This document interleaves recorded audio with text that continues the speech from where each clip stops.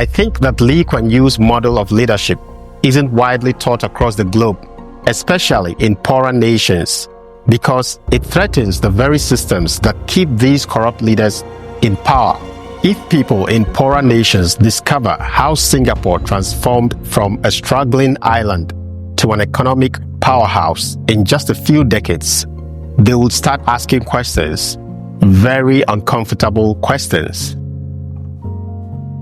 Many people don't know this about Singapore, but it's the only country in the world that gained independence against its will. That's right.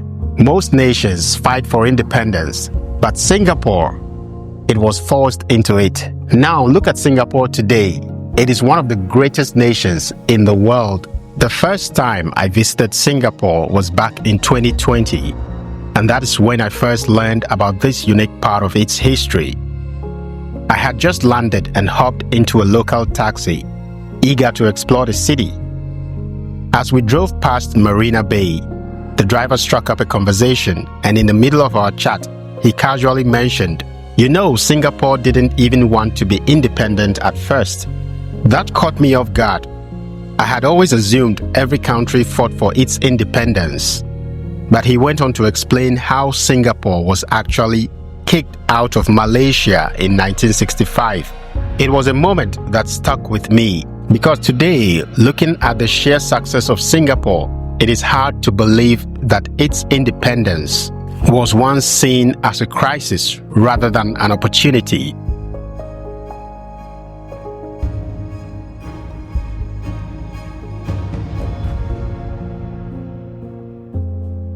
Hearing that Singapore was expelled from Malaysia was surprising enough.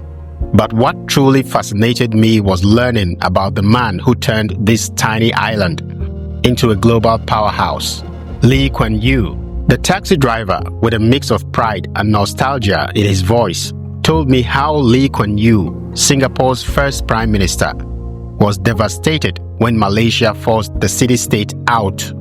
There is even an iconic moment where he broke down in tears on national television, fearing that Singapore, with no natural resources and no army, wouldn't survive on its own.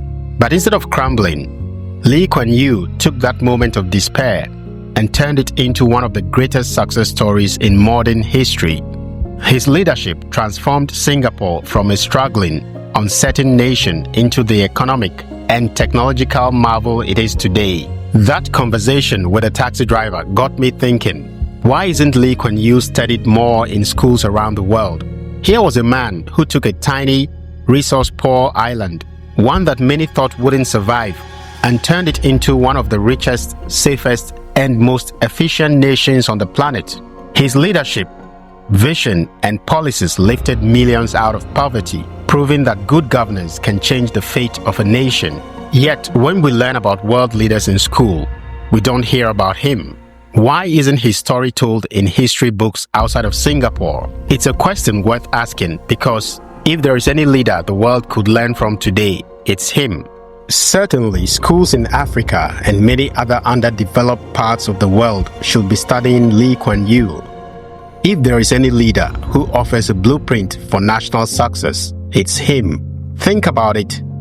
Many of these nations are blessed with vast natural resources, from oil and gold to fertile land and an abundance of manpower. Yet, despite these advantages, poverty, corruption, and mismanagement keep them from reaching their full potential. Singapore, on the other hand, had none of these natural resources. No oil fields, no gold mines, nothing. And yet, through sheer discipline, visionary leadership, and strategic planning, it became one of the wealthiest and most advanced nations in the world.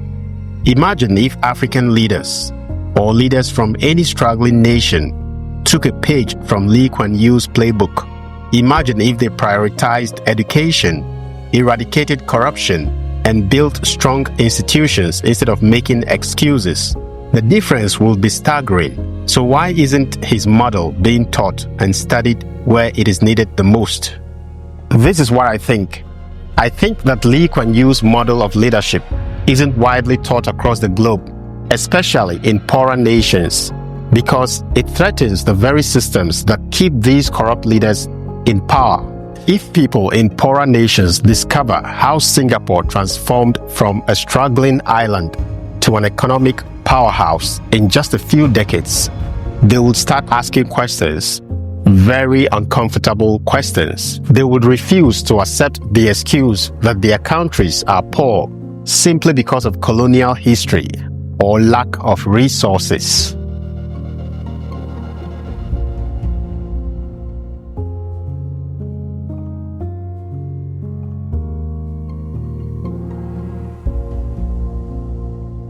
Let's be honest, many of the leaders in Africa and other struggling regions do not want an informed population. These corrupt leaders thrive on ignorance, division, and the belief that progress is impossible without foreign aid or external intervention. If people started studying Lee Kuan Yew's policies, his relentless fight against corruption, his focus on meritocracy, his long-term vision, there will be no justification for the mismanagement, poverty, and instability that plague so many resource-rich nations today.